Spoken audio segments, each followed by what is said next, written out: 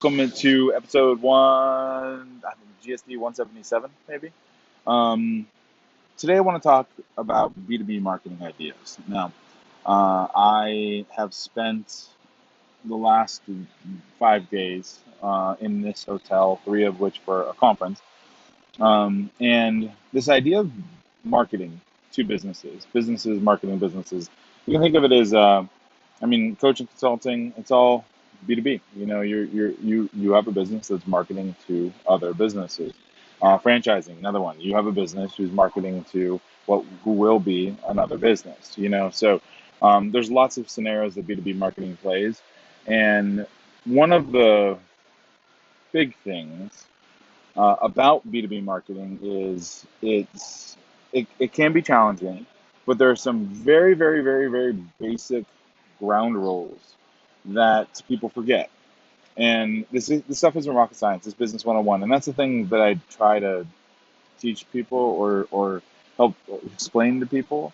No matter how good internet marketing is, no matter how good we can target and get in front of the right kind of person, at the end of the day, you need to sell to another human being.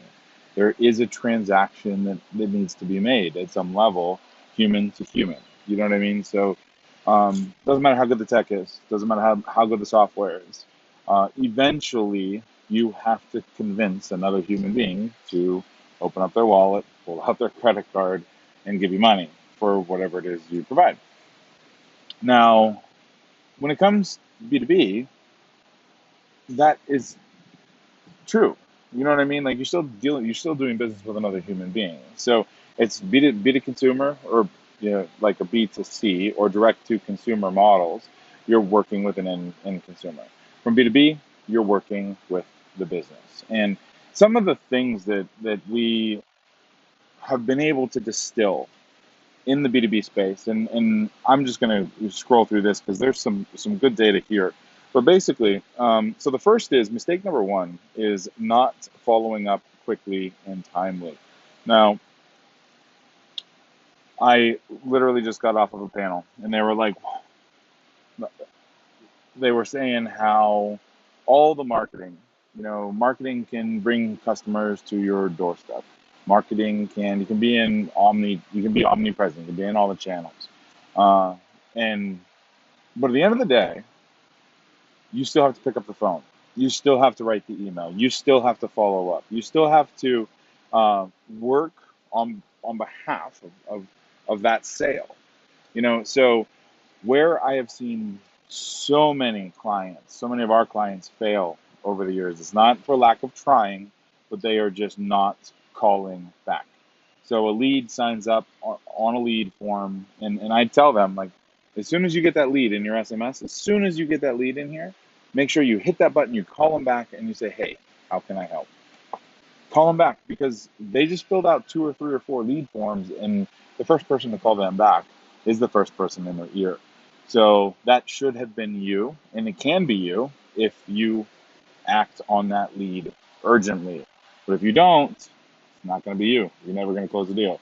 So, it's 101, but follow up, get back to the person who get back to your lead, get back to your emails. Like, just treat them with respect and treat them, and let them know that their time is valuable, and act urgently on their behalf.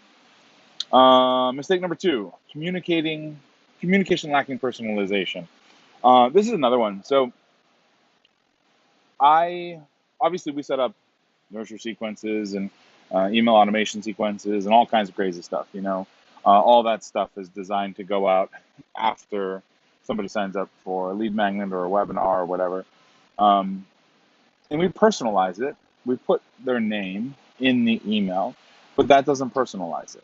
A personal email, like somebody comes in, they fill out a form on your website, and maybe they're going into a sales call, so they just book the sales call on your calendar. What you should do, and what I tell every single one of my clients to do, what you should do is send them a personal email, like within 24 hours.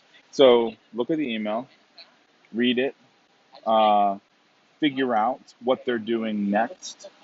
So give put the context together of who they are, what they're coming to you for, and just go to their website.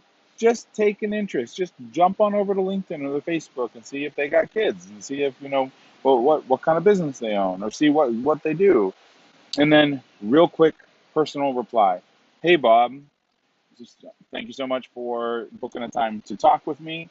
I really like what you're doing over on the website. You have a great photo gallery, but the sales process isn't real well defined. I'm looking forward to chatting with you, you know, Jason, or whatever.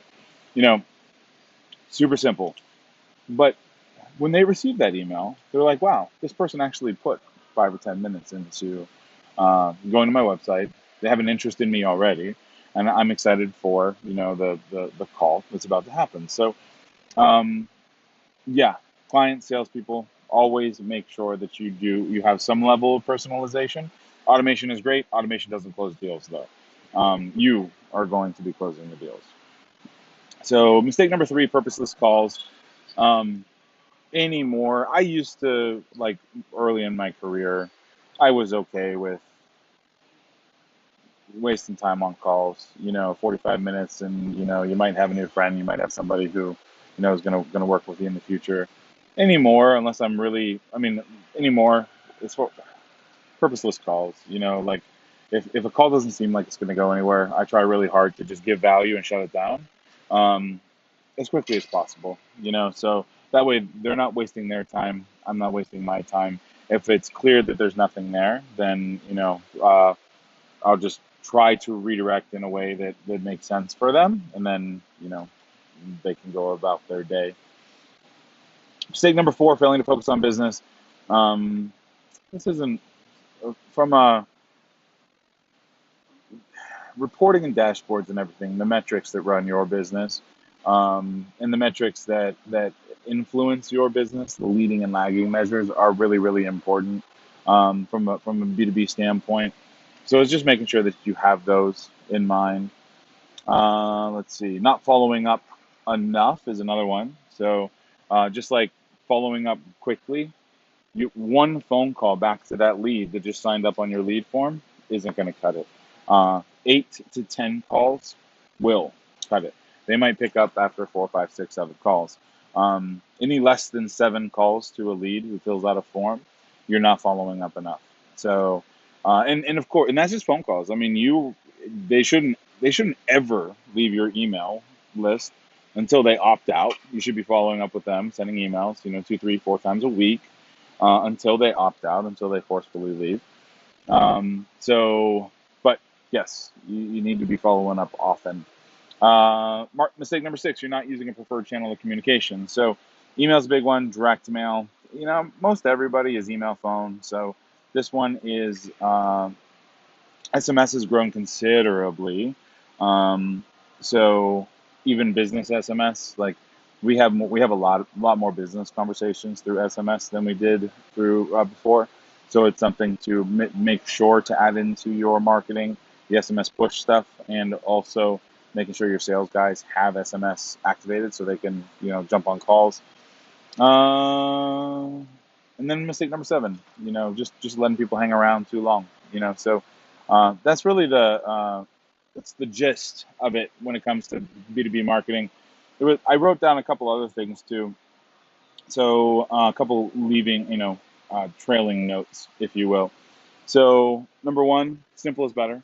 Um, having paid traffic go to a video sales letter, like an application, is going to for a high ticket product or service, is going to far outweigh something super convoluted and upsells and downsells and everything else. Just go directly to the upper end thing. You also want to make sure that you're seen. Now, this isn't online. Yes, you want to make sure that if your clients are on LinkedIn, you want to be on LinkedIn. If your clients are on Facebook, you want to be on Facebook. If your clients are at an event, you want to be at the event. So making sure you're seen is huge. Now, travel isn't impacted the way the way it has been. There's a lot more in-person events that are happening, so getting out, getting seen is huge. And then also write something. You know, use content marketing, write a free report, you know, give away free access to it, build your email list that way. It's how I started, you know, so we'll do some more videos on that. And we have done a ton of videos on it too. But use your knowledge to attract your future B2B clients. Um, and that's it. So if you have any questions at all, or you would like some help setting up sales funnels, B2B sales funnels, B2B traffic, go to doneforyou.com/start, fill out the application, and you'll be jumping on a call with me, and I'll talk to you soon. All right, thanks.